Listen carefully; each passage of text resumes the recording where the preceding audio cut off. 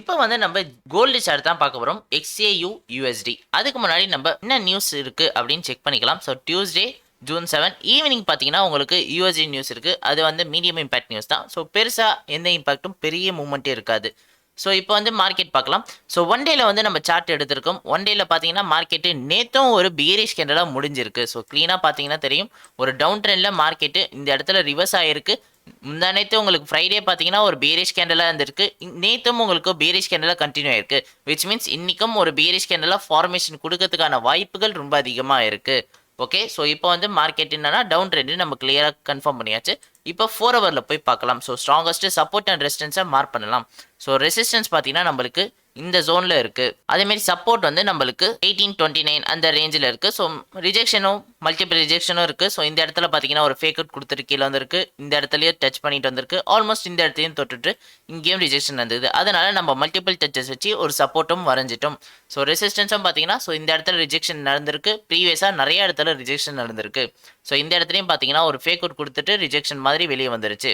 Okay, so இப்போ வந்து நம்ம லோவர் டைம் ஃப்ரேமில் 1 ஹவரில் போய் செக் பண்ணலாம். ஸோ 1 ஹவரில் பார்க்கக்குள்ளார நம்மளுக்கு ஸ்ட்ராங் சப்போர்ட்டாக பார்த்தீங்கன்னா ப்ரீவியஸாக இந்த இடத்துலையே இருக்குது. ஸோ 1838 வந்து ஒரு ஸ்ட்ராங் சப்போர்ட்டாக ஆக்ட் ஆகிட்டு இருக்குது மார்க்கெட்டில் இப்போதைக்கு. ஸோ அது மட்டும் இல்லாமல் இது எப்படி ப்ரோ மார்க் பண்ணுறீங்க அப்படின்னு கேட்டிங்கன்னா, ஸோ இந்த இடத்துல ஒரு ரிஜெக்ஷன் நம்மளுக்கு கொடுத்தா மாதிரி ப்ரீவியஸாக நம்மளுக்கு இந்த இடத்துலையும் ரிஜெக்ஷன் கொடுத்துருக்கு. அது மட்டும் இல்லாமல் நம்மளுக்கு ஸோ இந்த இடத்துல நிறைய ரிஜெக்ஷன் இந்த ஜோனில் கொடுத்துருக்கு. ஸோ அந்த ரிஜெக்ஷனை வச்சு தான் நம்ம இந்த இடத்துல 1838ன்னு மார்க் பண்ணுறோம். ஸோ ரெசிஸ்டன்ஸ் எங்கே இருக்குன்னு பார்த்தீங்கன்னா ஸ்ட்ராங் ரெசிஸ்டன்ஸ் இந்த ஜோனில் தான் இருக்குது. ஸோ 1856 பிரேக் அவுட் பண்ணுச்சுன்னா கிளியரான என்ட்ரி கிடைக்கும். இல்லை நம்ம லோவர் டைம் ஃப்ரேமில் போய் நம்ம என்ன இருக்குன்னு நம்ம அனலைஸ் பண்ணலாம். ஸோ லோவர் டைம் ஃப்ரேமில் பார்க்குறப்ப நம்மளுக்கு ரெசிஸ்டன்ஸு ஆல்டர் பண்ணி இந்த இடத்துல வரையலாம். ஏன் ப்ரோ இங்கே வரையணும் பார்த்தீங்கன்னா மினி ரிஜெக்ஷன்ஸ் அவைலபிள் இந்த இடத்துல. ஸோ இந்த இடத்துல பார்க்குறப்ப நம்மளுக்கு மார்க்கெட் இந்த இடத்துல ரிஜெக்ஷன் கொடுத்துருக்கு. ஸோ நிறைய தடவை ரிஜெக்ட் ஆகிட்டு ஒரு கன்சாலிடேஷன் மார்க் ஆகிட்டு திருப்பியும் மார்க்கெட்டு மேலே போயிருக்கு. ஸோ அது மட்டும் இல்லாமல் உங்களுக்கு இந்த இடத்துலையும் ஒரு பிரேக் அவுட் நடந்துட்டு ஒரு புல் பேக்கு ஒரு க்ரீன் கலர் கேண்டலாக ஒரு ரிஜெக்ஷன் கொடுத்துருக்கு. அதுக்கு அடுத்தது இந்த இடத்துலையும் உங்களுக்கு ரிஜெக்ஷன் இப்போதைக்கு ஆகிட்டு இருக்குது. ஸோ அதனால் இந்த ரிஜெக்ஷனை பிரேக் அவுட் பண்ணிடுச்சுன்னா ஃபர்தராக நம்மளுக்கு எந்த சைடு பிரேக் அவுட் பண்ணால் அந்த சைடில் மார்க்கெட் போகிறதுக்கான பாசிபிலிட்டிஸ் இருக்குது.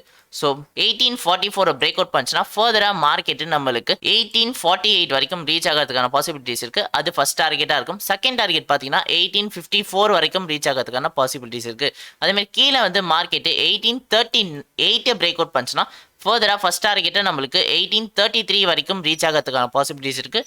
அதுக்கு அடுத்தது 1829 வரைக்கும் ரீச் ஆகிறதுக்கான பாசிபிலிட்டிஸ் இருக்குது.